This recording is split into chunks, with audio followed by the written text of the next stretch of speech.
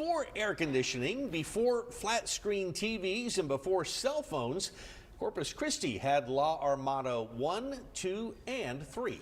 Built in the days of Franklin Roosevelt, the military housing complexes were meant to last a war. Now, more than 80 years later, they are still standing. Our Michael Gibson is here now with why some want to tear them down and others argue these World War II relics are tougher than modern construction. Michael?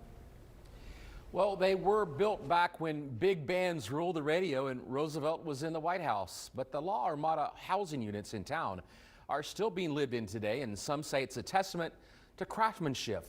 Others call it a ticking time bomb of outdated design. I took a little bit closer look at the battle over their future. This is video of President Franklin Roosevelt fishing for tarpon off of Port Aransas back in the late 1930s. During his time in office, 3 housing complexes were built here. They're called La Armada 1, 2, and 3, and they were to serve Navy enlisted men and civilian military workers stationed at our naval base. Those very buildings are still in use today as part of the roughly 2,000 housing units managed by the Corpus Christi Housing Authority. Now, some board members are saying it might be time to think about replacing the 80-year-old structures. If you've got buildings that you're using 24/7, 365, there's a lot of wear and tear. And so that's something I think as new trustees we want to take a look at and see, rather than just buying paint and splashing it on the wall. But not everyone agrees. We asked Housing Authority CEO Gary Alsop whether it is time to tear the buildings down or not. You know, they're obviously older,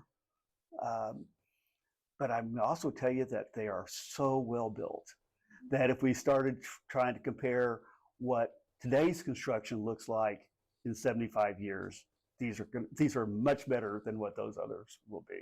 He says the agency has already invested in upgrades to bring those World War II era units into the modern age.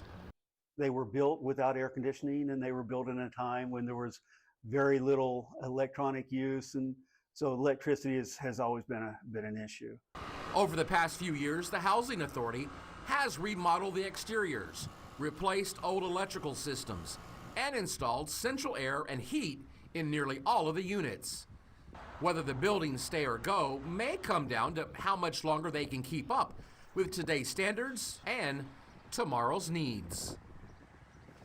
Whether they stay standing or get replaced, one thing is clear: the buildings have already lasted longer than the war they were built for, and now their next fight may be the one that decides their future. New board member Joe McComb says he definitely wants to take a tour of those World War II housing units and see if they need to come down or not.